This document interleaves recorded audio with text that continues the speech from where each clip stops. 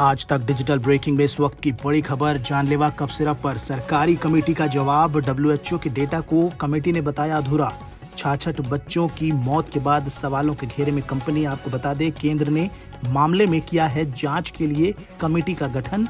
बड़ी खबर, जानलेवा कफ सिरप पर सरकारी कमेटी ने जवाब दिया है। डब्ल्यूएचओ के डेटा को कमेटी ने अधूरा बताया है। बता दें कि 66 बच्चों की मौत के बाद से सवालों के घेरे में कंपनी है और अब केंद्र ने इस मामले की जांच के लिए एक कमेटी का गठन किया है।